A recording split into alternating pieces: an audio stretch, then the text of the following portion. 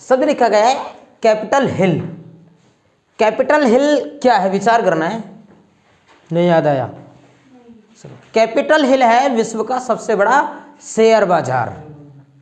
Capitol Hill क्या है, विश्व का सबसे बड़ा शेयर बाजार है। आप मुझे बताओ भारत में भारत का सबसे बड़ा शेयर बाजार कौन सा है? राष्ट्रीय वाला बता दो, सबसे पुराना वाला बता दो। भारत का सबसे पुराना शेयर बाजार कौन सा है? दलाल स्ट्रीट। कहाँ है? मुंबई में स्थित है। और भारत में जो सबसे पुराना शेयर बाजार है, इस शेयर बाजार की स्थापना हुई कब थी? जो भारत का सबसे पुराना स्टॉक एक्सचेंज है वह है मुंबई स्टॉक एक्सचेंज। मुंबई वर्तमान में, पहले बंबई ही था, तो बंबई स्टॉक एक्सचेंज भारत का सबसे पुराना स्टॉक एक्सचेंज है। कहाँ स्थित आपने बताया? दलाल स्ट्रीट में। दलाल स्ट्रीट एक स्थान। और उससे इसकी जो स्थापना हुई वो हुई थी वर्ष 1875 ईस्वी को। वर्ष 1875 ईस्वी को भारत का सबसे पुराना stock exchange Mumbai stock exchange की स्थापना हुई थी। आगे बताओ जरा, ये बताओ कि डो जोन्स किस देश का स्टॉक एक्सचेंज है? डो जोन्स कहाँ का? न्यूयॉर्क का। डो जोन्स कहाँ का स्टॉक एक्सचेंज है? न्यूयॉर्क का। डो जोन्स है न्यूयॉर्क का स्टॉक एक्सचेंज। 1875 ईस्वी में यदि कोई और कार्य हुआ तो बताओ, और कौन सा कार्य 1875 ईस्वी को हुआ? आर्य समाज की स्थापना दयानंद सरस्वती के द्वारा किस वर्ष की गई थी? वर्ष 1875 ईस्वी को। और इसकी स्थापना कहाँ हुई थी? मुंबई में। मुंबई में दयानंद सरस्वती ने इसकी स्थापना मुंबई में की थी। निफ्टी 50 के बारे में बताएंगे, ये कहाँ का स्टॉक एक्सचेंज है? निफ्टी 50 जापान का। निफ्टी 50 इंडिया का। ये भी कहाँ का है? इंडिया का स्टॉक एक्सचेंज है निफ्टी 50। सबसे पुराना बताओगे पूरी दुनिया का सबसे पुराना शेयर बाजार कौन सा है? Dutch stock exchange. पूरे विश्व का सबसे पुराना stock exchange Dutch stock exchange है। और डच स्टॉक एक्सचेंज की स्थापना किस वर्ष हुई? 1602 ईस्वी को। आपको याद हो कि 1602 ईस्वी को ही डच ईस्ट इंडिया कंपनी की स्थापना हुई थी। डच ईस्ट इंडिया कंपनी की स्थापना भी कब हुई है? 1602 ईस्वी को। और डच को वर्तमान में किस नाम से जानते हैं? Holland, Netherlands. बताओ जरा, जो नीदरलैंड है, नीदरलैंड का पहला नाम क्या था? हॉलैंड। और हॉलैंड से भी पहले इसको क्या कहा जाता था? डच इसको कहते थे, डच। तो डच ईस्ट इंडिया कंपनी की स्थापना भी 1602 को हुई थी। और डच स्टॉक एक्सचेंज की स्थापना भी 1602 ईस्वी को हुई थी। और डच किसका पहला नाम था? नीदरलैंड का। बताओ, जो नीदरलैंड है, नीदरलैंड क्या है वर्तमान? नीदरलैंड की राजधानी एम्स्टर्डम। आपको याद हो कि पूरे विश्व का सबसे व्यस्त जो समुद्री बंदरगाह है वो भी कहाँ स्थित है? नीदरलैंड में। और विश्व का सबसे व्यस्त समुद्री अड्डा, समुद्री बंदरगाह कौन सा है? बोलिए जरा जल्दी। नीदरलैंड की राजधानी क्या है? एम्स्टर्डम। रोटरडम सुन रखा है? रोटरडम।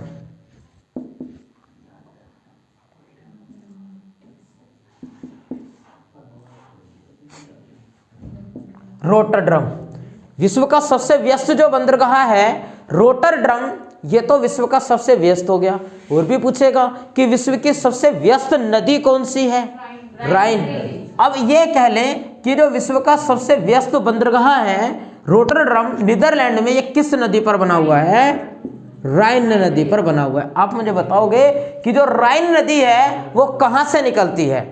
राइन नदी का उद्गम स्थल क्या है? राइन नदी का उद्गम स्थल है महाबलेश्वर। कैसे आएगा? वो तो भारत में। राइन नदी याद करो, विचार करो, वहां से 3 नदियां निकलती हैं। 3 नदियां निकलती हैं और 3 अलग दिशाओं में जाती हैं। जर्मनी के ब्लैक फॉरेस्ट पर्वत से, जर्मनी के ब्लैक फॉरेस्ट पर्वत से राइन नदी निकलती है। जर्मनी के ब्लैक फॉरेस्ट पर्वत से ही निकलती है डेन्यूब नदी। और जर्मनी के ब्लैक फॉरेस्ट पर्वत से ही एक और नदी निकलती है, बताइए नाम, तीसरी कौन सी है? नहीं याद आया? बोले इटली की गंगा किस नदी को कहा जाता है? पो नदी को कहा जाता है ना। तो ये प्रमुख नदियां हैं। कहाँ, किस देश में है black forest? Germany. Black forest किस देश में है? जर्मनी में। ब्लैक फॉरेस्ट पर्वत जर्मनी में है। और पूछता है कि ब्लैक फॉरेस्ट से निकलने वाली डेन्यूब नदी कहाँ जाकर के गिरती है? डेन्यूब नदी कहाँ गिरती है? काला सागर में। काला सागर में गिरती है। किस नदी को बोलते हैं इटली की गंगा? पो नदी को इटली की गंगा कहते हैं। और भी बताया होगा कि कौन सा वो देश है जिस देश को लघु यूरोप की संज्ञा दी जाती है। लघु यूरोप की संज्ञा किस देश को दी जाती है? फ्रांस। लघु यूरोप की संज्ञा किस देश को देते हैं? फ्रांस को। और विश्व का कौन सा देश है जिस देश को किसानों का देश कहा जाता है? फ्रांस। किसानों का देश फ्रांस। और भी पूछता है कि विश्व में कौन सा देश है जो सबसे ज्यादा ट्रैक्टर का निर्माण करता है? फ्रांस। एक वो देश बताओ जिस देश में सबसे पहले गन्ने की उत्पत्ति हुई। गन्ने की उत्पत्ति सबसे पहले किस देश में मानी जाती है?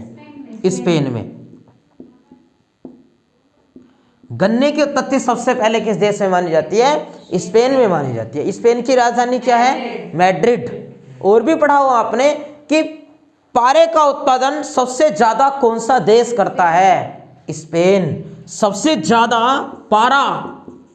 पारे का उत्पादन कौन सा देश करता है? सबसे ज्यादा स्पेन करता है। क्या कहते हैं पारे की मिश्र धातु को?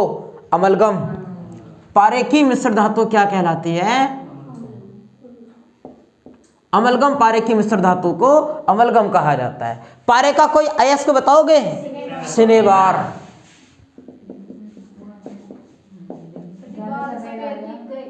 सिनेबार। अब सिनेबार किसका अयस्क है? पारे का।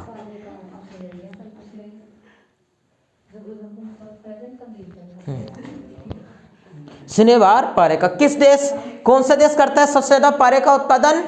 स्पेन करता है।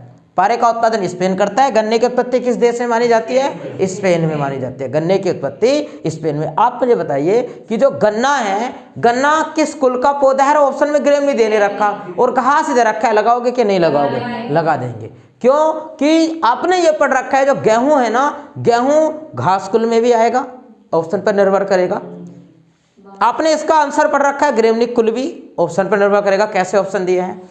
आपने पढ़ रखा है इसके ऑप्शनों में एक औषधीय पौधा भी, औषधीय पौधा भी गेहूं, एक औषधीय पौधा भी। तो ऑप्शन पर निर्भर करता है कि ऑप्शन किस लेवल के ऑप्शन दे रखे हैं एग्जामिनर ने।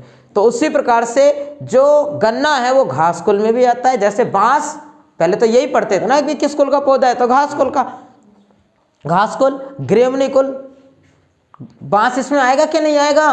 आएगा। पत्तियों के आधार पर मैंने पहचान लेके आपको बता रखा है। कौन सा शहर है जो बांस के लिए जाना जाता है? बरेली। बरेली शहर बांस के अतिरिक्त और किस किस सामान के लिए प्रसिद्ध है?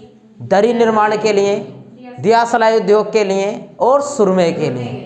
और भी पूछता है कि कौन सा शहर जरी निर्माण के लिए जाना जाता है? दरी निर्माण के लिए जाना जाता है, तो आंसर बरेली। सहारनपुर नहीं, सहारनपुर किसके लिए प्रसिद्ध है? सहारनपुर बताओ किसके लिए प्रसिद्ध है? सहारनपुर में क्या? आंवले का उत्पादन सबसे ज्यादा सहारनपुर में होता है। तो पता, नींबू उत्पादन सबसे ज्यादा कहाँ होता है? सहारनपुर में। सहारनपुर में सबसे ज्यादा नींबू का उत्पादन होता है। और भी बताओ, उत्तर प्रदेश में पेपर सिक्योरिटी मिल कहाँ है? प्लाईवुड संस्थान कहाँ है? प्लाईवुड के लिए कौन सा शहर जाना जाता है? तो नजीबाबाद। तो पढ़ रखा है आपने। प्लाईवुड के लिए कौन सा जाना जाता है? नजीबाबाद। एक भवन है कनक भवन, कहाँ स्थित है? कनक भवन कहाँ स्थित है? फैजाबाद, अयोध्या। कनक भवन कहाँ स्थित है? फैजाबाद, अयोध्या।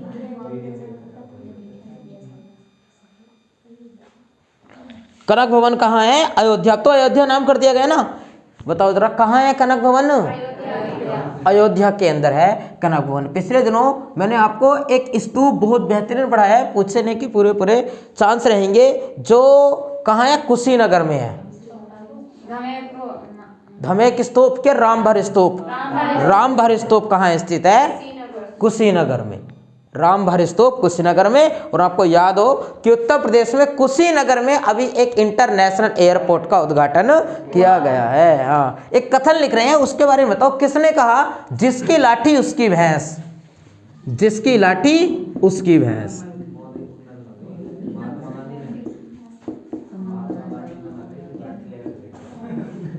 जिसकी लाठी उसकी भैंस, ये कथन किसका है? ऑप्शन देने पड़ेंगे इसके लिए। जिसकी लाठी उसकी भैंस, ये कहा चार्ल्स डार्विन ने। जिसकी लाठी उसकी भैंस कथन किसका है? चार्ल्स डार्विन के द्वारा। कौन सी पुस्तक लिखी थी, कल बताई मैंने आपको, ओरिजिन ऑफ स्पीसीज के रचनाकार कौन है? चार्ल्स डार्विन जी ने इस पुस्तक को लिखा। जिसकी लाठी उसकी भैंस कहने कथन किसने कहा? चार्ल्स डार्विन के द्वारा कथन कहा गया। गांधी जी आप बता रहे थे, दो चार कथन बताओगे गांधी जी के द्वारा कहे गए? अहिंसा, अहिंसा वीर की विशेषता है, कायर की नहीं। ऐसा किसने कहा? महात्मा गांधी ने। महात्मा गांधी ने। गांधी मर सकता है लेकिन गांधीवाद सदा अमर रहेगा, ऐसा किसने कहा? महात्मा गांधी ने। मैं मुट्ठी भर बालू से ही कांग्रेस से भी बड़ा आंदोलन खड़ा कर दूंगा, ऐसा भी कौन कह के गए? महात्मा गांधी जी ने कहा। बहुत सारे व्यक्तियों को उपनाम भी दिए उन्होंने, उन बात को छोड़िए, कथन की केवल हम बात कर रहे थे, कथन की। ये जो बात है कि गांधी मर सकता है लेकिन गांधीवाद सदा अमर रहेगा, ये बात गांधी जी ने कब कही होगी? 1931 ईस्वी में, जब सुखदेव भगत सिंह राजगुरु को फांसी लगाई जानी थी, तब गांधी जी को बुलवाया गया कि आप तो वकील हो, आप इनको बचा सकते हैं, आप इनका केस लड़ सकते हैं। तब गांधी जी को बुलवाया गया और गांधी जी ने मना कर दिया। उन्होंने कहा कि इन्होंने अपराध किया और अपराध की सजा तो इनको मिलनी ही चाहिए। और लोग इनको समझा रहे हैं कि मान जाओ ये क्रांतिकार हैं, अपराधी नहीं है। गांधी जी ट्रेन में बैठ गए और ट्रेन से चलते चलते क्या कह रहे हैं कि गांधी मर सकता है लेकिन गांधीवाद सदा अमर रहेगा। ये तब के कथन थे। पूछता है एग्जामिनर, और भी पूछेगा कि किस आंदोलन के समय कहा कि मैं मुट्ठी भर बालू से ही आंदोलन कांग्रेस से भी बड़ा खड़ा कर दूंगा, ऐसा किस आंदोलन के समय कहा? भारत छोड़ो आंदोलन 1942। कहानी आपको पढ़ाई हो कि पीटी नेहरू मना कर रहे थे, पीटी नेहरू जी जो है मना कर रहे हैं गांधी जी को कि भाई आंदोलन मत चलाओ। गांधी जी कह रहे हैं कि आंदोलन चलाएंगे, पीटी नेहरू मना कर रहे हैं। तब गांधी जी ने कहा कि मत चलाने दो, मैं तो मुट्ठी भर बालू से ही कांग्रेस से भी बड़ा आंदोलन खड़ा कर दूंगा, ऐसा उन्होंने तब कहा था। लेकिन क्या बाद में पीटी नेहरू जी मान गए कि नहीं माने? मान गए ना, कि चलो अभी चलाओ फिर। और जब पीटी नेहरू जी मान गए तो पीटी नेहरू ने क्या कहा था? उन्होंने कहा कि आज हम द्विधारी तलवार का प्रयोग करने जा रहे हैं जिसका उल्टा वार हम पर भी हो सकता है। एक प्रश्न और बहुत बार एग्जामिनर पूछता है कि आपको कथन तो बताए कि स्वराज मेरा जन्मसिद्ध अधिकार है और मैं इसे लेकर रहूंगा, ये बाल गंगाधर तिलक ने कहा। बाल गंगाधर तिलक ने यह कथन कब कहा था? यह कथन उन्होंने किस समय में कहा था? 1916 ईस्वी में। 1916 ईस्वी में कौन सा सम्मेलन हुआ था? लखनऊ सम्मेलन। आपको याद हो कि गरम दल और नरम दल एक हुए थे उस आंदोलन के समय, और उसी आंदोलन के समय में मुस्लिम लीग और भारतीय राष्ट्रीय कांग्रेस का एक साथ बैठकर संयुक्त अधिवेशन हुआ था, लखनऊ में हुआ। इसीलिए इसको कहा गया लखनऊ सम्मेलन। इस समय गांधी जी ने ऐसा कहा था। किसने कहा कि एक मुकुटधारी राजा को सदा धर्म की दृष्टि में रहकर शासन करना चाहिए? एक मुकुटधारी राजा को सदा धर्म की दृष्टि में रहकर शासन करना चाहिए, कृष्णदेव राय ने कहा ऐसा। ऐसा किसने कहा? कृष्णदेव राय। विजयनगर साम्राज्य में तीसरा वंश तुलु वंश का शासक कृष्णदेव राय आंध्र भोज के नाम से जाना गया, जिसके दरबार में अष्टदिग्गज रहते थे। दो पुस्तकें याद हैं आपको, उसकी बहुत पूछी जाती हैं। दूसरी बताओ, अमुक्तो माल्याद, अमुक्तो माल्याद, और दूसरी जामवती कल्याण।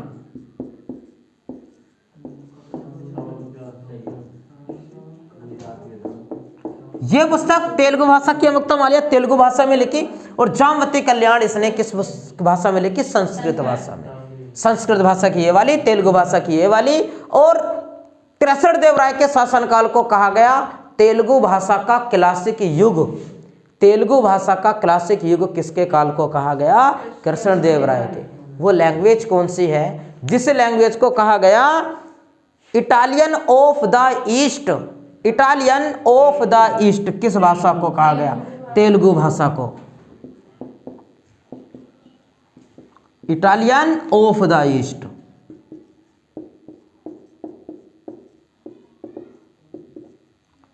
ऐसा किस भाषा को कहा गया? तो तेलुगु भाषा को कहा गया, तेलुगु भाषा को। आगे कुछ और बताओ, कौन सा व्यक्ति था जिस व्यक्ति ने गाजी की उपाधि धारण की?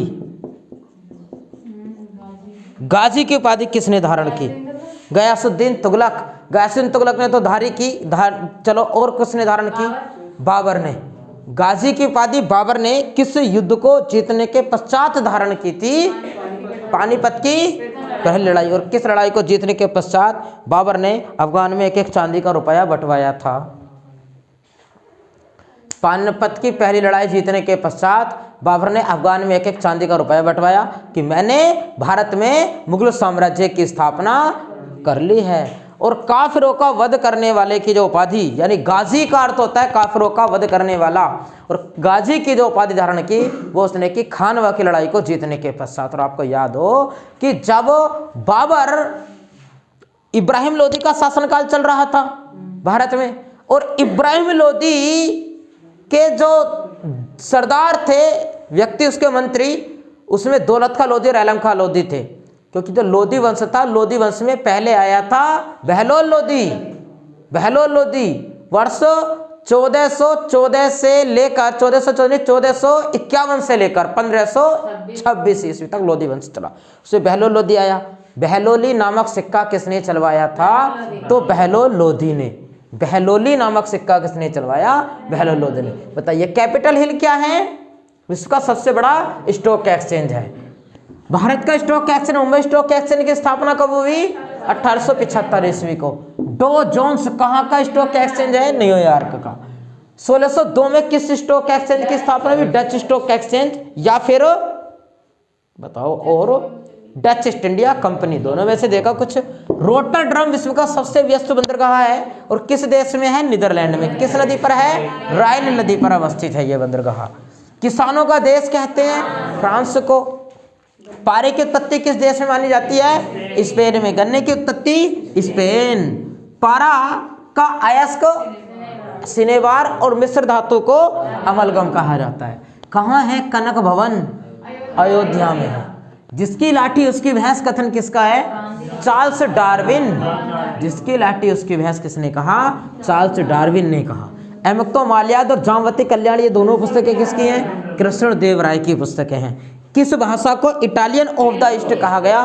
तेलुगु भाषा को। और गाजी की उपाधि किसने धारण की? बाबर ने धारण की थी। क्या बता रहे थे? बाबर ने ये उपाधि कब धारण की, इस बात को समझाने की कोशिश की थी। जो लोदी वंश था, लोदी वंश, लोदी वंश में एक तो बहलोल लोदी आया, बहलोल लोदी। उसके बाद आया सिकंदर लोदी, सिकंदर लोदी। और इसके बाद आया इब्राहिम लोदी, इब्राहिम लोदी। लोदी वंश कब से कब तक चला? वर्ष 1451 से लेकर वर्ष 1526 ईस्वी तक चला। और बहलोल लोदी जब आया तो इसने तो बहलोली नामक सिक्का चलवाया था। और बहलोल लोदी अपने उन सरदारों का बहुत ज्यादा सम्मान करता था, और ये जब उसके सरदार खड़े रहते तो खुद भी खड़ा रहता था। कौन? बहलोल लोदी। उसके पश्चात 1489 से लेकर 1517 ईस्वी तक बहुत पूछा जाता है। वर्ष 1489 से लेकर और 1517 ईस्वी तक किसका शासनकाल था? सिकंदर लोदी। इसके टाइम को बहुत ज्यादा पूछता है, सिकंदर लोदी का शासनकाल था। उसके बाद सिकंदर लोदी आया, सिकंदर लोदी। और सिकंदर लोदी भी अपने सरदारों का बहुत ज्यादा सम्मान करता था। यह कहता था कि अगर मैं अपने किसी दास को एक पालकी में बैठा दूं और अपने सरदारों से कहूं कि इसको कंधे से उठाकर लेकर के जाना है, डोली को, पालकी को, तो मेरे सरदार लेकर, इतना मेरा कहना मानता है। ये भी मानता था, सरदारों का सम्मान करता था। आपको याद हो सिकंदर लोदी गुलरुखी नाम से कविताएं लिखता था। गुलरुखी नाम से कविताएं कौन लिखता था? गुलरुखी के नाम से कविताएं लिखता था सिकंदर लोदी। सिकंदर लोदी, कटा तो नहीं, उधर से देखो जरा। सिकंदर लोदी का मूल नाम क्या था? सिकंदर लोदी का मूल नाम निजाम खां। सिकंदर लोधी का मूल नाम क्या था? निजाम खां था, निजाम खां, आपको याद हो। और सिकंदर लोधी ने आगरा में मोठ मस्जिद का निर्माण कराया। आगरा में मोठ की मस्जिद का निर्माण किसने कराया? वो सिकंदर लोधी के द्वारा कराया गया था। और आपको याद हो कि जो नगरकोट के ज्वालामुखी मंदिर था उसको तो फिरोज शाह तुगलक ने तुड़वा दिया था। अगर नगरकोट के ज्वालामुखी मंदिर की जो प्रतिमा थी उसको तुड़वाया किसने? सिकंदर लोधी ने। प्रतिमा को तुड़वा करके ऐसे पूछेगा कसाईयों को मांस तोलने के लिए किसने दे दिया था? सिकंदर लोधी ने। पूरा कथन मैंने आपको पढ़ाया ये वाला। और इसने और कार्य किए, महिलाओं को पीर एवं संतों के मजार पर जाने से रोका। किसने? सिकंदर लोधी ने। ताजिए निकालने पर प्रतिबंध भी किसने लगा दिया? सिकंदर लोधी ने लगाया। सिकंदर लोधी ने वर्ष 1504 ईस्वी को एक सुंदर सा शहर बसाया, आगरा। आगरा को क्यों बसाया? व्यापार को सुलभ बनाने के लिए। व्यापार को सुलभ बनाने के 1504 ईस्वी में आगरा शहर को सिकंदर लोधी के द्वारा बसाया गया। इसके पश्चात अगला कौन शासक आ गया? अब इब्राहिम लोधी। 1, 2, तीसरा शासक आया इब्राहिम लोधी। और जब इब्राहिम लोधी आया तो इसने अपने सरदारों का सम्मान बंद कर दिया। और ऐसे कर दिया कि उनको अपने दरबार में नहीं रखता था अपने सरदारों को। और सरदार कौन? जो इसके परिवार से आते थे खास तौर पर उनको। उसमें कौन कौन व्यक्ति प्रमुख थे? उसमें प्रमुख थे एक तो दौलत खां लोधी, दौलत खां लोधी और एक आलम खां। एक था आलम खां, ये दोनों व्यक्ति। और जब इनको निकाल दिया तब उधर से अब प्रारंभ हो जाता है बाबर के बारे में कहानी। और बाबर जो था वो किनका वंशज था? तैमूर लंग का और चंगेज खां का। तैमूर लंग तो तुम इसके समय में सबसे ज्यादा आक्रमण किया था ना तैमूर लंग ने, है ना। और एक था चंगेज खां, नहीं तैमूर लंग ने तो किया था नासिरुद्दीन के समय में, जिसका सेनापति था खिज्र खां, जिसने भारत में सैयदवंश की स्थापना की। और चंगेज खां ने किसके समय में किए थे? इल्तुतमिश के समय में आक्रमण किए थे। एक पूछता है मंगोलों ने सबसे ज्यादा किसके समय में आक्रमण किए थे? तो अलाउद्दीन खिलजी के। बताइए दोबारा से। चंगेज खां ने इल्तुतमिश के समय में, मंगोलों ने अलाउद्दीन खिलजी के समय में आक्रमण किए, और तैमूर लंग ने नासिरुद्दीन महमूद के समय में आक्रमण किया। और उसका सेनापति था खिज्र खां, जिसने भारत में सैयदवंश की स्थापना कर दी थी और रैयत-ए-आला की उपाधि धारण की थी उसने, है ना। खिज्र खां ने। हजरत आला तो शेर शाह सूरी ने कहा था अपने आप को। हजरत आला अपने आप को किसने कहा? शेर शाह सूरी ने कहा था। तो जो इब्राहिम लोधी था, अब बाबर को बढ़ रहे हैं ना, बाबर भारत में कैसे कैसे आया? बाबर ने एक लड़ाई लड़ी थी पंजाब के यूसुफ जाइयों के विरुद्ध 1519 ईस्वी में। और उस पंजाब के यूसुफ जाइयों के विरुद्ध 1519 ईस्वी में लड़ी गई लड़ाई में बाबर ने भारत में पहली बार तोप का प्रयोग किया था। जब उसने तोप का प्रयोग किया तो दौलत खां और आलम खां को लगा कि भाई इसमें तो घमंड आ गया, इब्राहिम लोधी में तो घमंड आ गया। अब इसको परास्त करने के लिए किसको लाया जाए? उनको कौन नजर आया? बाबर। तो बाबर ने से कहा दौलत खां और आलम खां ने, और इनके साथ एक और व्यक्ति था जिसका नाम था राणा सांगा, कि बाबर आप भारत पर आक्रमण करिए और उसमें हम आपके हेल्प करेंगे, इस पर आक्रमण करो, आप शासक बनो हमारे यहाँ के। बाबर आया और बाबर ने मुगल वंश शुरू कर दिया ना भारत में। कब से कब तक चला मुगल वंश? 1526 से लेकर वर्ष बताओ जरा 1707 ईस्वी तक चला। 1757 प्लासी के 1700 का 1800 भाई, क्योंकि 1857 को बहादुर शाह जबरदस्ती एक दिन के लिए शासक बना था, तब तक भी चल रहा था 1857 ईस्वी तक। और उसमें सबसे पहला जो शासक आया वो था बाबर। और बाबर का जो शासन रहा वो रहा 1526 से लेकर 1530 ईस्वी तक। 1530। अब बताइए कि जो बाबर है, इस बाबर का मूल नाम क्या था? जहीरुद्दीन। जहीरुद्दीन मोहम्मद बाबर ऐसे कहते थे ना, तो जहीरुद्दीन बाबर का था मूल नाम। और बाबर जब भारत में आया तो इस जहीरुद्दीन ने, ये किस किस का वंशज था? चंगेज खां का और तैमूरलंग का, मतलब माता पिता इसके चंगेज खां और तैमूरलंग के वंश से आते थे। दोनों खतरनाक थे वो तो ये भी खतरनाक ही होगा फिर। और इसने भारत में प्रमुख 4 लड़ाइयां लड़ी, 4 लड़ाइयां लड़ी इसने भारत में। जल्दी जल्दी आप लिखवाइएगा कौन कौन सी लड़ी। एक तो जब इनके दौलत खां और आलम खां के कहने पर इसने वर्ष 1526 ईस्वी में लड़ी पानीपत की पहली लड़ाई। शॉर्ट में लिखते हैं, पानीपत की पहली लड़ाई। और इस लड़ाई में जीता कौन? बाबर। भाई चारों में ही बाबर जीता। और किसको धो दिया? इब्राहिम लोदी को। और जितना भी हमारा संपूर्ण सल्तनत काल था, बहुत 5 वंश आए थे सल्तनत काल में भी, गुलाम वंश, खिलजी वंश, तुगलक वंश, सैयद वंश और लोदी वंश। और 5 वंशों में एक भी सुल्तान ऐसा नहीं हुआ जो युद्ध में लड़ते लड़ते मारा गया हो। 5 वंशों में एकमात्र यही सुल्तान था इब्राहिम लोदी जो युद्ध में लड़ते लड़ते मारा गया। मतलब पूछेगा कि एकमात्र कौन सा सुल्तान था जो वीरगति को प्राप्त हुआ था? इब्राहिम लोदी। वीरगति को प्राप्त होने वाला एकमात्र सुल्तान इब्राहिम लोदी था। और बाबर ना इस इब्राहिम लोदी से जीत नहीं पा रहा था।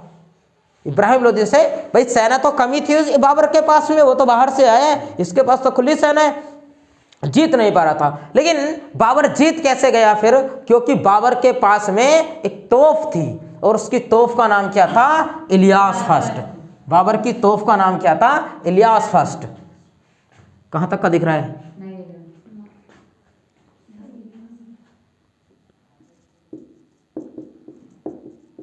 इलियास फर्स्ट। किसकी तोफ का नाम था? बाबर की तोफ का।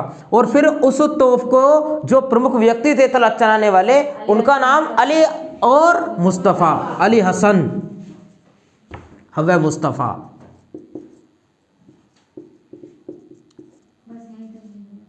अली हसन, यहाँ आगे नहीं दिख रहा। अली हसन और मुस्तफ़ा इसके प्रमुख तोफ जी थे। और जब बाबर ने यह युद्ध लड़ा और जो तोफ लेकर के आया था, तोफ को क्या था? तोफ को सजाने के लिए इसने एक विधि अपनाई, उस्मानी विधि। उस्मानी विधि,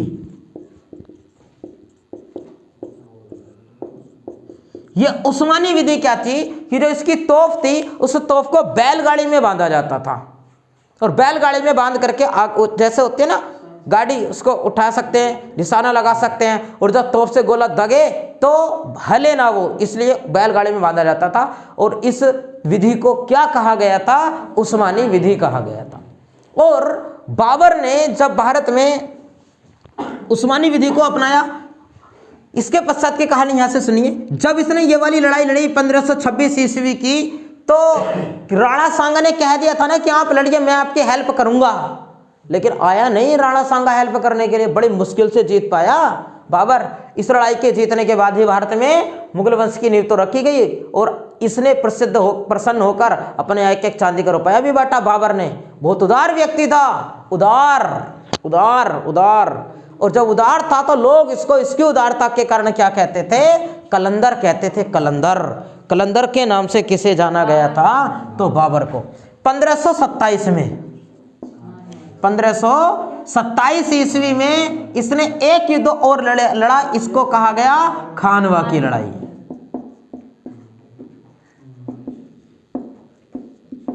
खानवा की लड़ाई। विजेता कौन? बाबर। भाई जीता तो बाबर ही है। और किसको परास्त किया? राणा सांगा को। जानते हो राणा सांगा कौन है? जिसने कहा था इस लड़ाई में मैं आऊंगा आपका साथ देने के लिए। क्या आया?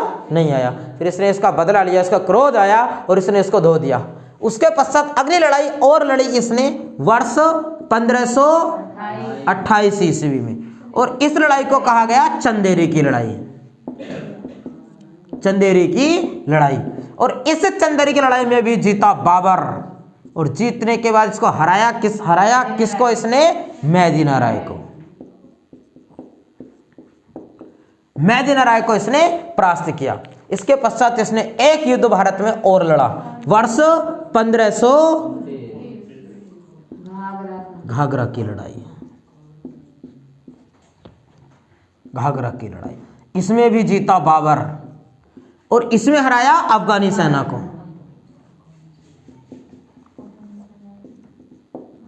है ना, किसके विरुद्ध ये लड़ाई लड़ी? अफगानी सेना के विरुद्ध। और जब ये वाली लड़ाई इसने लड़ी खानवा की लड़ाई, तो खानवा की लड़ाई राणा सांगा से टक्कर लेना एक कैड़ा कार्य था।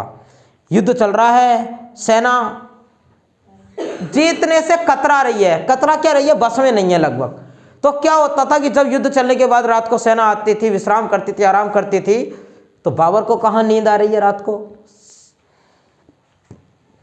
बाबर ने सेना को रात में उठाया और उसको मोटिवेट करना प्रारंभ कर दिया। मैं चंगेज खां का वंशज हूं, मैं तैमूर लंग का वंशज हूं, मेरे माँ बाप चंगेज खां और तैमूर लंग से संबंध रखते थे, मैं उनका वंशज हूं, और मैंने 13 साल की अवस्था में गद्दी संभाल ली थी अफगान की। मैं विदेश से आया हुआ भारत पर शासन चला सकता हूं, भारत में मैंने मुगल वंश की स्थापना कर दी है, और एक व्यक्ति से हम युद्ध नहीं जीत पा रहे हैं। अगर हम हार गए, हार करके अफगान में अगर जाएंगे, अपने यहां जाएंगे, तो क्या वहां हमारी जय जयकार होगी? सेना को उकसाना नहीं, मोटिवेट करना कहेंगे, रात को करना प्रारंभ उसने कर दिया। सेना में इतना अपार साहस भर दिया, अगले दिन को युद्ध शुरू हुआ, युद्ध जीत गया। कौन सी विधि अपनाई? तुलुगमा।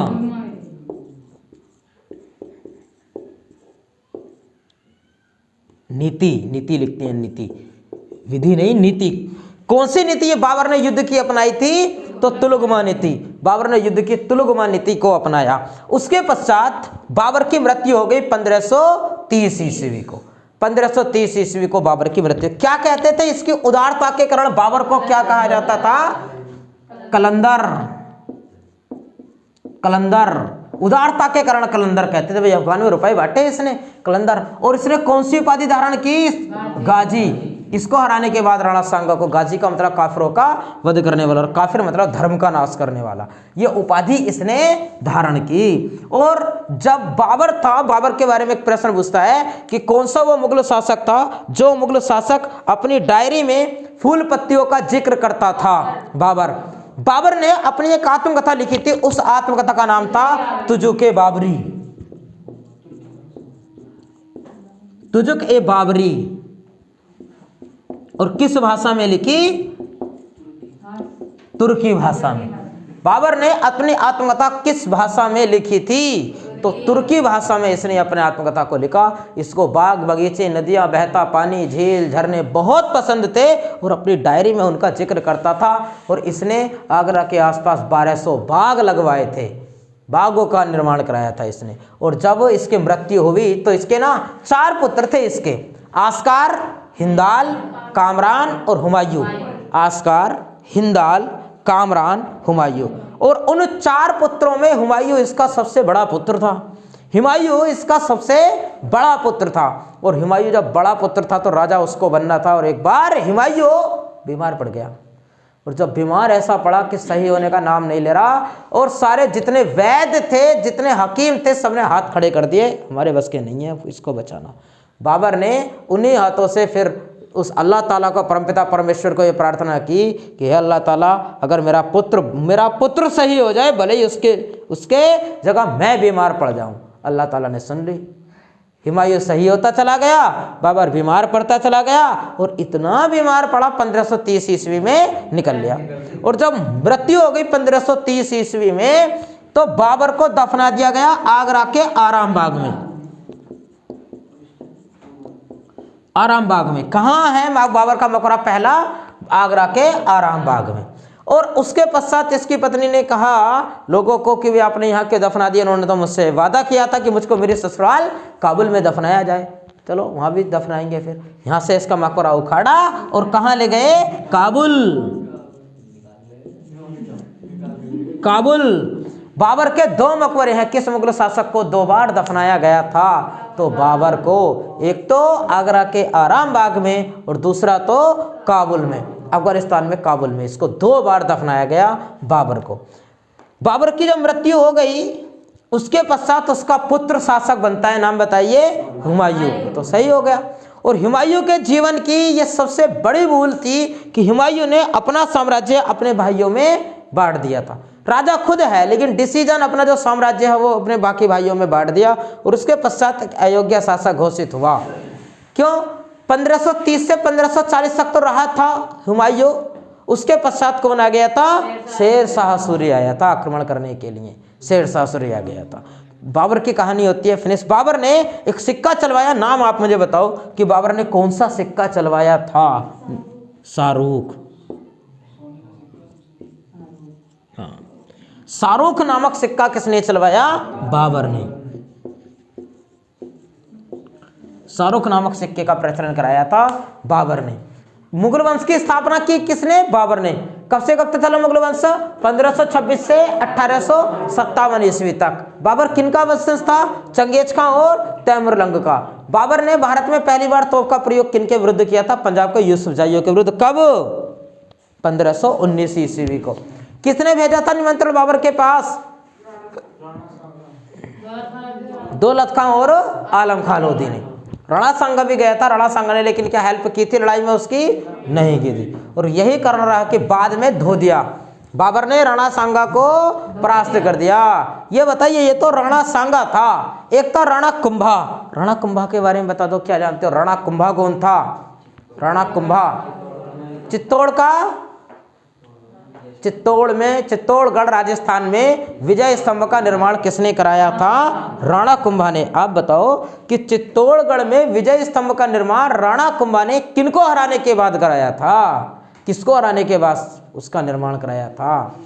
मालवा का शासक महमूद खिलजी, मालवा का शासक महमूद खिलजी को हराने के पश्चात निर्माण कराया। बताइए, इलियास फर्स्ट क्या है? बाबर की तोफ का नाम। प्रमुख तोपची कौन है? अली हसन और मुस्तफ़ा। तोफ सजाने की विधि कौन सी है? उस्मानी विधि। युद्ध की नीति कौन सी अपनाई? तुलुगमा नीति। किसकी कहानी बढ़ रहे हैं? बाबर। क्या है बाबर का मूल नाम? जहीरुद्दीन। और उसको उसकी उदारता के कारण क्या कहा गया? कलंदर। और कौन सी उपाधि धारण की? गाजी की उपाधि इसने धारण की। 1526 ईस्वी में पानीपत की पहली लड़ाई, विजेता बाबर, उपविजेता इब्राहिम लोदी। वीर गति को प्राप्त होने वाला एकमात्र सुल्तान इब्राहिम लोदी। कौन सा सुल्तान था? सॉरी, कौन सा वो लोदी शासक था जो अपने सरदारों का सम्मान नहीं करता था? इब्राहिम लोदी। खानवा की लड़ाई 1527 में बाबर ने किसे हराया? राणा सांगा को। और चंदेरी की लड़ाई 1528 में मैदीना राय को परास्त किया। और 1529 की घाघरा की लड़ाई में बाबर ने अफगानी सेना को परास्त किया था। तो जो कि बाबरी किस भाषा में लिखी? तुर्की भाषा में। किसका जिक्र करता था अपनी डायरी में? फूल पत्ती का जिक्र करता था। और कहाँ दफनाया गया इसको? इसकी मृत्यु पर आगरा के आराम बाग में। दोबारा कहाँ दफनाया गया? दोबारा काबुल, अफगानिस्तान में। और किस नाम से एक सिक्का चलवाया? शाहरुख नामक सिक्का चलवाया बाबर ने। जलाल नामक सिक्का किसने चलवाया था फिर? अकबर ने। 1526 से 1530 तक बाबर, 1530 से 1540 तक हुमायूं। बीच में सूरी वंश आया और 1556 से 1555 से 1556 ईस्वी तक फिर रहा दोबारा से हुमायूं। पूछेगा कि दो बार शासक कौन बना था? दो बार शासक हुमायूं। और दो बार राज्याभिषेक किसका हुआ था? तो आंसर लगा देंगे औरंगजेब। दो बार राज्याभिषेक हुआ तो औरंगजेब का 2 बार राज्याभिषेक हुआ था। आगे बताइए कि अखबार में कौन सा विषैला तत्व पाया जाता है? सीसा। न्यूज़पेपर में कौन सा विषैला तत्व होता है? सीसा। सबसे विषैला तत्व ही कौन सा होता है? सीसा। सबसे विषैला तत्व है सीसा। और सबसे विषैली गैस कौन सी है फिर? Carbon monoxide. सबसे विषैली गैस कार्बन मोनोऑक्साइड होती है। और भी पढ़ाया। आप बताइए कि जो प्रिंटिंग प्रेस होती है, प्रिंटिंग प्रेस से कौन सी गैस निकलती है? फोस्टेटेस्टेड मशीन से कौन सी गैस निकलती है? ओजोन।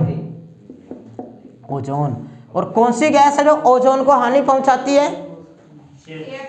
CFC, chlorofluorocarbon. ओजोन परत को हानि पहुंचाने वाली गैस है क्लोरोफ्लोरोकार्बन। जो ये बताइए गैस है फ्रियोन। किस किस ने पढ़ रखा है?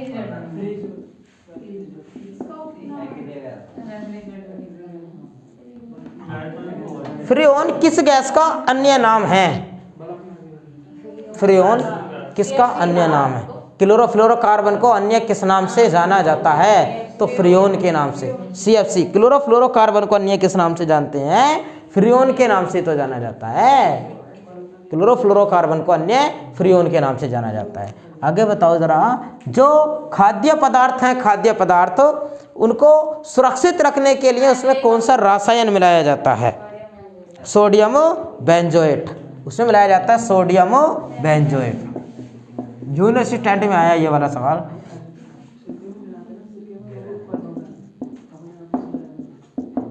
सोडियम बेंजोएट मिलाया जाता है खाद्य पदार्थ, जैसे अचार में मिलाने वाला पाउडर जो है वो क्या है, वो सोडियम बेंजोएट है। और पूछ ले कि किस अम्ल का प्रयोग किया जाता है?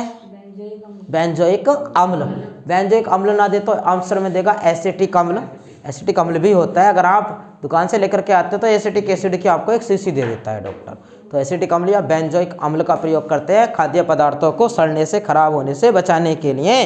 आप मुझे बताइए कि जो गर्मी के दिनों में खाद्य पदार्थों को फ्रीजर में रख देते हैं, वो क्यों रख देते हैं भाई? गर्मियों में खाद्य पदार्थों को फ्रीजर में क्यों रख देते हैं? वो उसको किस विधि से सही रखता है, कि कौन सी विधि से सही रखता है वो बताइए जरा। रासायनिक क्रिया को कम करके, ये सेम टू सेम ऑप्शन है एग्जामिनर का सही किया हुआ। रासायनिक क्रिया को कम कर देता है। जो रासायनिक क्रिया तेजी से हो रही है तो सड़ने गलने खराब होने की, उसको कैसा कर देता है? कम कर देता है फ्रीजर। और खाद्य पदार्थ उसमें रखा रहता है फिर सुरक्षित फ्रिज के अंदर। बताइए आगे। एक परफ्यूम की शीशी है और उस परफ्यूम की शीशी को इस कमरे में खोल दिया जाता है, पूरे कमरे में उसकी सुगंध फैल जाएगी। वो विधि क्या कहलाएगी? किस विधि से उसकी सुगंध पूरे कमरे में फैल जाती है? बताइए। विस्तरण विधि से। किस विधि से फैल जाती है? विस्तरण। और ऑप्शन में संवहन दे तो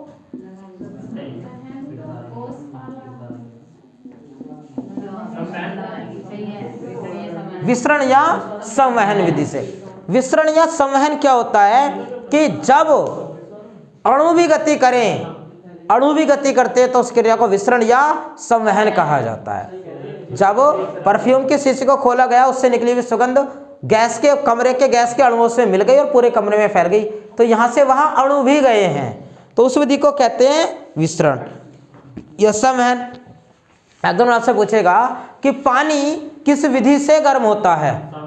पानी किस विधि से गर्म होता है? संवहन की विधि से। ऑप्शन में तो चालन भी देगा, ऑप्शन में विकिरण भी देगा, तो किस विधि से होता है? संवहन। क्यों? कि जो पानी को जब गर्म करते हैं, आग यहां से जल रही है, जब आग यहां से जल रही होती है यहां से, तो पानी धीरे धीरे गर्म होकर के ऊपर की सतह का पानी भी गर्म हो जाता है। लेकिन जब पानी गर्म हो जाता है, यहाँ का पानी जब गर्म होगा तो यहाँ के अणु हल्के होकर ऊपर चले जाएंगे, अणु गति करेंगे। गति करते हैं तो विधि क्या कहलाती है? संवहन या विसरण कहलाती है।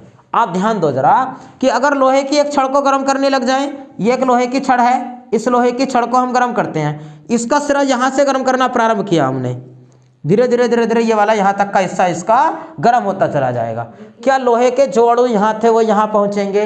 नहीं, केवल ऊष्मा का चलन होगा, अणु तो वहीं रहेंगे, केवल किसका चलन होगा? ऊष्मा का। तो उस विधि को कहते हैं चालन विधि। फिर एक विधि और रह गई है विकिरण विधि, इसको और बताइएगा जरा।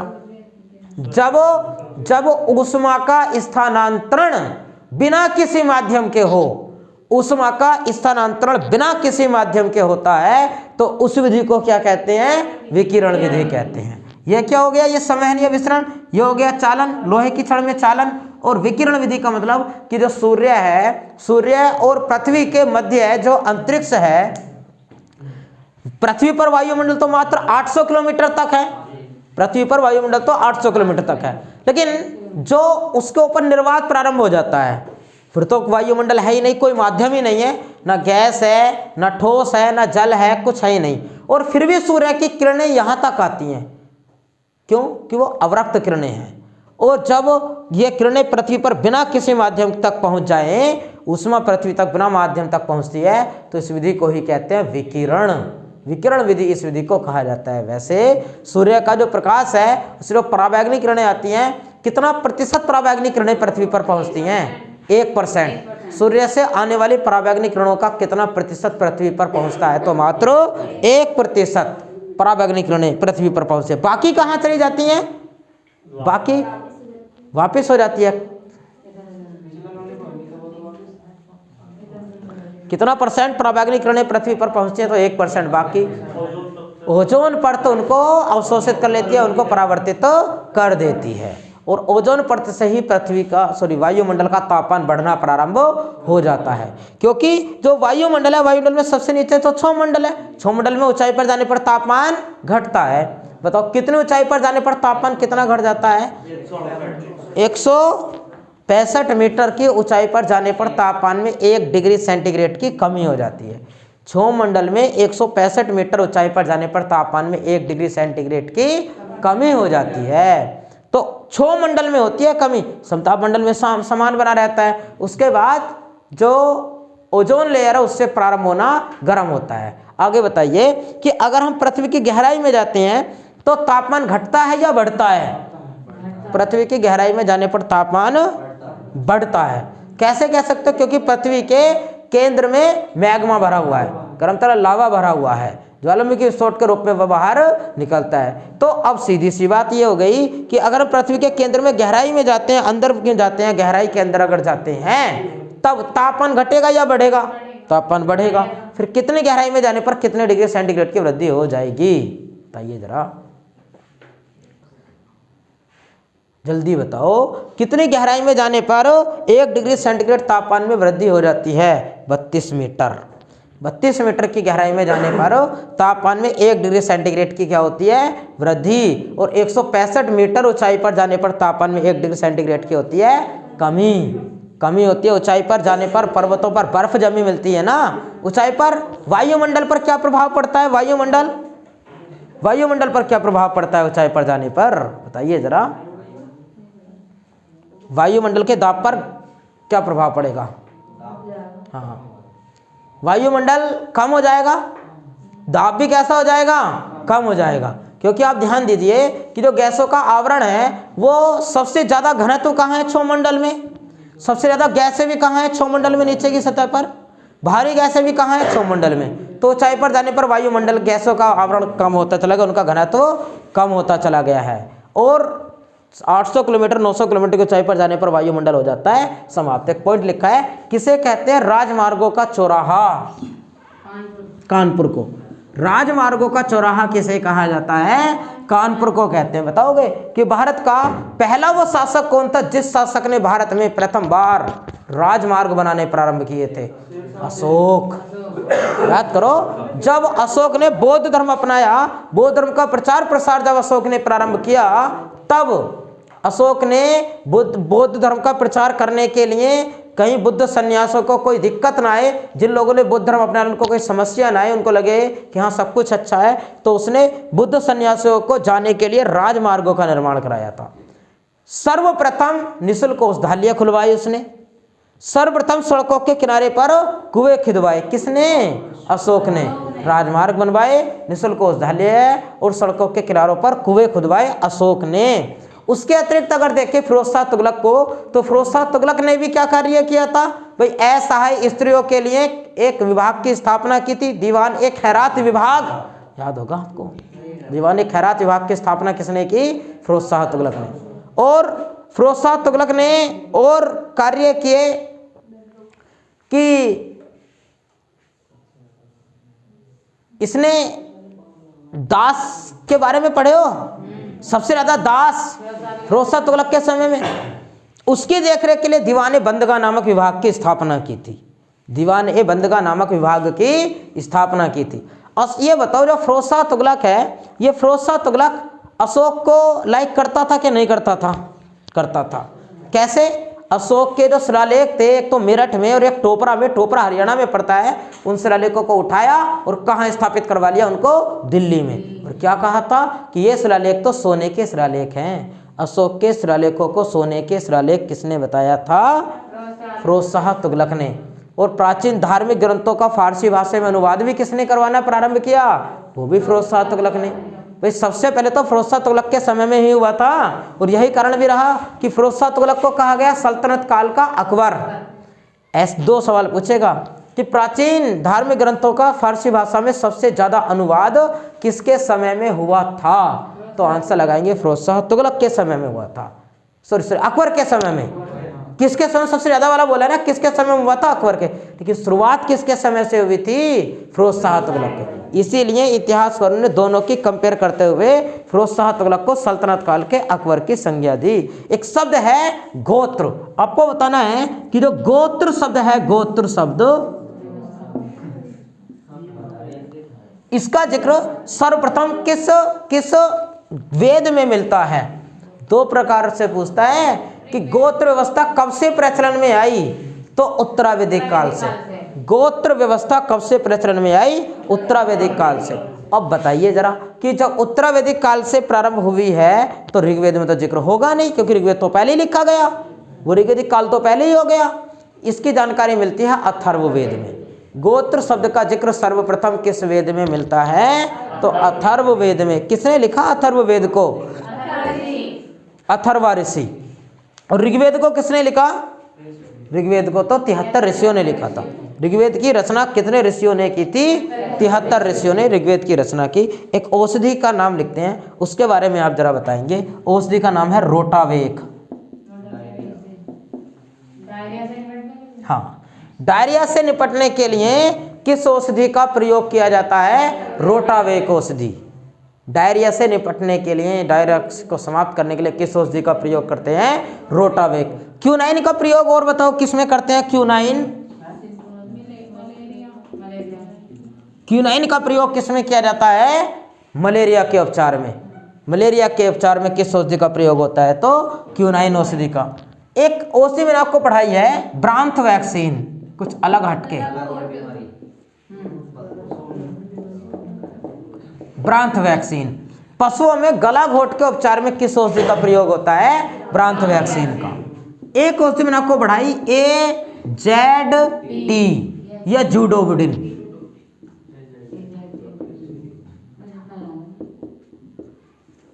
AZT या जूडोवुडिन, ये एड्स के उपचार में प्रयुक्त औषधि है। किसके उपचार में प्रयुक्त औषधि है, एड्स के उपचार में। और बताइए, एक औषधि का नाम लिखा है क्लोरोमाइसिटिन।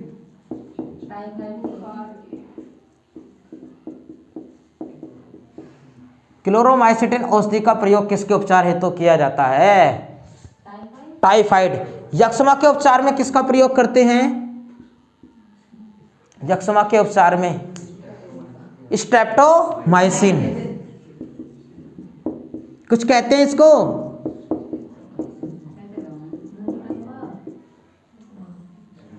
किस औषधि को अंतिम उपचार, मनुष्य के लिए अंतिम उपचार कहा जाता है, तो स्ट्रेप्टोमाइसिन।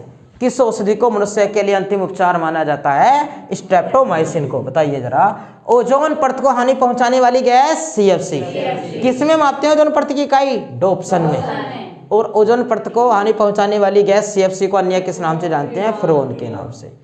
खाद्य पदार्थों को सुरक्षित रखने के लिए किसका प्रयोग करते हैं, सोडियम बेंजोएट का। विसरण विधि या संवहन विधि के साथ साथ संवहन विधि होती है जिसमें अणु भी गति करते हैं साथ साथ। गोत्र शब्द का जिक्र सबसे पहले कहाँ मिलता है, अथर्ववेद में। रोटावैक औषधि का प्रयोग डायरिया से निपटने के लिए, क्यूनाइन का प्रयोग मलेरिया से निपटने के लिए, प्रांत वैक्सीन गला घोट की बीमारी के उपचार में, AZT या जूडोवुडिन एड्स के उपचार में, क्लोरोमाइसिटिन टाइफाइड और स्ट्रेप्टोमाइसिन मलेरिया यक्ष्मा के उपचार में, यक्ष्मा के उपचार में इसका प्रयोग किया जाता है। बाकी पढ़ाएंगे भाई आपको अब नेक्स्ट क्लास में।